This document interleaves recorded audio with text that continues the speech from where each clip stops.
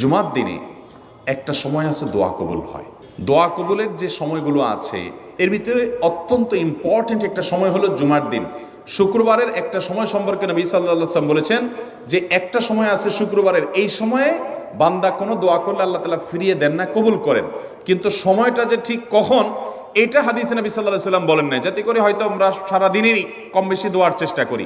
এই বিষয়ে মুহাদ্দিসগণ, হাদিস বিশ্লেষকগণ, পণ্ডিত ওলামা একরামগণ হাদিসের বিভিন্ন আকার ইঙ্গিতকে গবেষণা করে অ্যানালাইসিস করে এক একজন এক এক সময়ের কথা বলেছেন। তবে বেশিরভাগ ইমাম, বেশিরভাগ পণ্ডিত ওলামা একরাম, বেশিরভাগ আপনার ইসলামিক স্কলারগণের বক্তব্য হলো যে এই সময়টা হলো জুমার দিনের শেষ প্রহর, আসরের পর থেকে নিয়ে সূর্য ওঠার আগ পর্যন্ত এই সময়টা। আমাদের আল্লাহর দিকে মনোনিবেশ করতে হবে দোয়ার জন্য বেশি বেশি। তাহলে শুক্রবারে 5 নম্বর আমল হলো বেশি বেশি কি করবো? ইনশাআল্লাহ দোয়া, বেশি বেশি দোয়া করবেন, উঠতে বসতে চলতে ফিরতে। বিশেষভাবে সূর্য ডুবার আগের যে সময়টা শুক্রবার, অর্থাৎ দিনের শেষ সময়টা, বিশেষভাবে আল্লাহ তাআলার কাছে দোয়া করব। ঠিক আছে তো ইনশাআল্লাহ?